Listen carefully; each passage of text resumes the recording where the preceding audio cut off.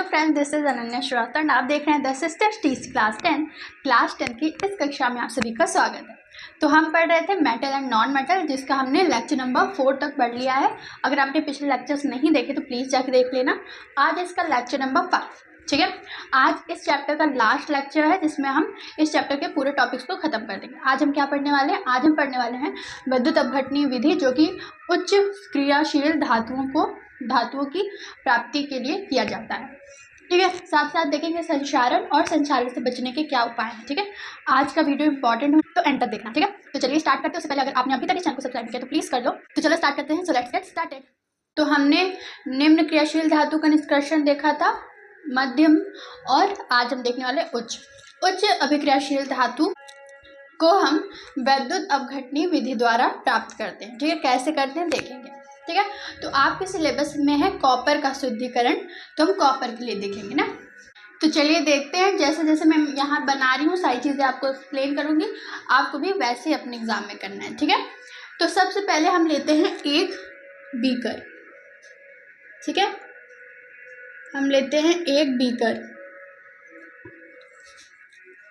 इस बीकर में विलयन होता है। किस चीज़ का विलयन होता है?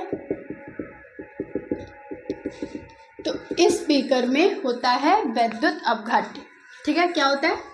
विद्युत अपघट्य। ये विद्युत अपघट्य क्या है? विद्युत अपघट्य है जो अपने आयनों में टूट जाते हैं, ठीक है।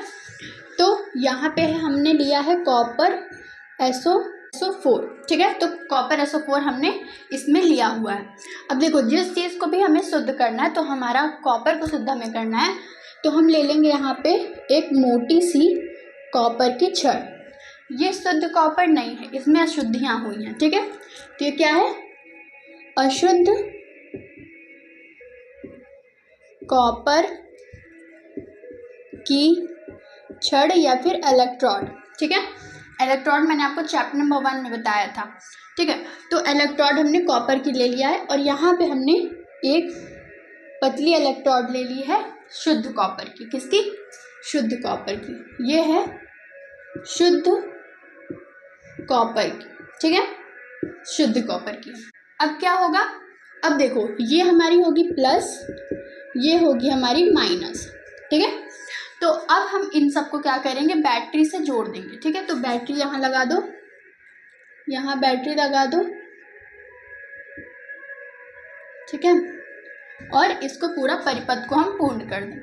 अब हम जैसे इसमें विद्युत धारा प्रवाहित करेंगे, तो देखो कि इसमें से ये गलती जाएगी। ये क्या होगा? गलना शुरू हो जाएगा, गलना शुरू हो जाएगा। और गल के जो हमारा शुद्ध कॉपर होगा जो हमारा, क्योंकि कॉपर होता है प्लस, तो ये यहाँ जाके माइनस में चिपकता जाएगा, ठीक है। यहाँ पे ये चिपकता जाएगा। जो यहाँ चीज़ें चिपकती जाएंगी इस पतली क्षण में, वो होगा कॉपर, ठीक है। एंड जो अशुद्धियाँ रहेंगी, गंदगी रहेंगी, वो यहाँ जाके ऐसे गंदगी की तरह जमती जाएंगी। और ये जो गंदगी की तरह जमती जाएंगी, इसे ही हम बोलते हैं एनोड पंख, ठीक है। इस गंदगी को हम क्या बोलते हैं? एनोड पंख, ठीक है। एनोड पंख हम इसे बोल देते हैं, ठीक है। ये हम मोटा लेते हैं क्योंकि गंदगी है, और इसे पतले में लेते हैं हम, ताकि ये पूरा जाके इसमें चिपकता जाए। फिर हम इसको इससे निकाल लेते हैं, एंड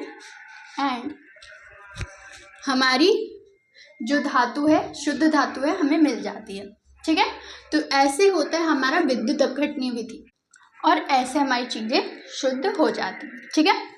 तो इसको आपको बना लेना है अपनी कॉपी में। एंड मैं दे रही हूँ यहाँ पे थ्योरी, आप देख सकते हैं, आपकी थ्योरी है ये, यही आपको अपने बोर्ड एग्जाम में लिखना है, ठीक है। थ्योरी को लिख के आपको इसको बना देना है, ठीक है। आपको पूरे मार्क्स मिल जाएंगे। तो ये हमने देख लिया उच्च क्रियाशील धातुओं को कैसे हम शुद्ध करते हैं। अब हम देखेंगे संक्षारण क्या होता है, ठीक है। तो अब हम देखने जा रहे हैं संक्षारण यानी कोरोजन, ठीक है। ये क्या होता है? हमने चैप्टर नंबर 1 में ही पढ़ा था। ये क्या होता है कि हमारी जो धातु है, धातु में जब वायु एवं नमी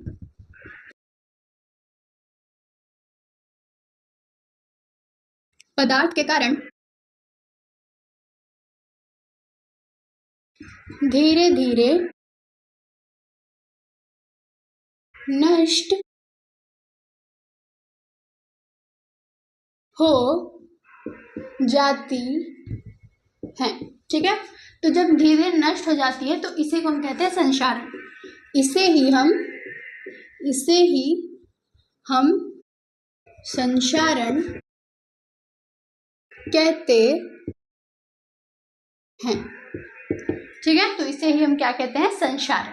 जैसे हमारा जंग लग जाता है तो देखो फॉर एग्जाम्पल क्या होता है, चांदी का काला होना। आपने देखा होगा जो चांदी की पायलें होती हैं वो अक्सर काली पड़ जाती हैं, क्यों? क्योंकि वो ऑक्सीडाइज हो जाती है, उस पर संक्षारण हो जाता है। चांदी का काला होना। ठीक है, और आपने देखा होगा कॉपर का हरा होना। कॉपर पर हरी परत चढ़ना। और हमारा सबसे इम्पोर्टेंट लोहे में जंग लगना। लोहे में जंग लगना। तो ये तो हो गई संक्षारण वाली बात। ठीक है, अब देखते हैं कि हम इसे छुटकारा कैसे पा सकते हैं, यानी कि संक्षारण से बचने के उपाय क्या हैं वो देखते हैं। ठीक है, तो देखो यहाँ पे मैं लिख देती हूँ संक्षारण से। ठीक है, तो देखते हैं संक्षारण से बचने के उपाय क्या है। सबसे पहला उपाय है हमारा पेंट करके। ठीक है, पेंट लगाकर। आपने देखा होगा जो बड़े बड़े लोहे के दरवाजे होते हैं उसमें अक्सर पेंट लगाया जाता है। क्यों? इसलिए नहीं कि वो अच्छे लगे, बल्कि इसलिए भी कि वो संक्षारण रहित रहें, यानी उनमें जंग न लगे और वो खराब ना हो। ठीक है, तो हम जब पेंट लगा देते तो ये एक परत बना लेता है जिससे ऑक्सीजन उस लोहे से क्रिया नहीं कर पाती। ठीक है, दूसरा क्या है, यशद लेपन। ठीक है, सेकंड क्या है हमारा, यशद लेपन। ये यशद लेपन क्या होता है, इसका मतलब होता है एक धातु को दूसरे धातु के साथ मिश्रित करके एक दूसरी धातु बनाना, जिसे हम मिश्र धातु भी कहते हैं। ठीक है, तो यशद लेपन और मिश्र धातु दोनों ही एक जैसे हैं। ठीक है, तो देखो यशद लेपन का तो क्या होता है कि एक धातु को दूसरे धातु के साथ मिश्रित करके तीसरी धातु बनाना है ना। मिश्र धातु क्या होता है, दो या दो से अधिक धातुओं के समांगी मिश्रण को मिश्र धातु कहते हैं। ठीक है, दो या दो से अधिक धातु के समांगी मिश्रण को मिश्र धातु कहते हैं। ओके, तो ये ऐसे हमारा मिश्र धातु बनता है। मिश्र धातु किस लिए बनता है, मिश्र धातु भी संक्षारण से बचने के उपाय हैं। कुछ मिश्र धातु क्या है, देखो एग्जाम्पल, पीतल जिसमें कॉपर 70% और जिंक 30% होता है। ठीक है, पीतल जिसमें कॉपर 70% और जिंक 30% होता है। मैं इसको थोड़ा सा नीचे कर दूं ताकि आपको अच्छे से दिखे। और दूसरी जैसे कांसा में हमारा कॉपर 88% और टिन 12%। ठीक है, कांसे में हमारा कॉपर 88% और टिन 12% होता है। ठीक है, अब हम देखते हैं चीज़ों को इधर। ठीक है, इधर हम देखेंगे जैसे हम जर्मन सिल्वर, जो एक मार्क्स में पूछा भी जाता है। ठीक है, जर्मन सिल्वर, इसमें क्या होता है, देखो इसमें हमारा तांबा यानी कॉपर 55%, जस्ता यानी जिंक 25% और निकल 20% होता है। ठीक है, और नेक्स्ट है हमारा सोल्डर। ठीक है, इसमें सीसा यानी हमारा 67% और टिन 33%। ठीक है, नेक्स्ट हमारा मोस्ट इम्पोर्टेंट क्या है, अमलगम। ठीक है, अमलगम, इससे हमारा MCQ भी पूछा जाता है। तो अमलगम क्या होता है, किसी भी धातु को हम पारे के साथ मिलाते हैं। ठीक है, यहाँ भी हम धातु ले लेते हैं और प्लस हमारा Hg, जिसे मरकरी या पारा भी कहते हैं। इन दोनों का मिश्रण बनाते हैं जिससे हमारा संक्षारण रहित चीज़ें बन पाती हैं।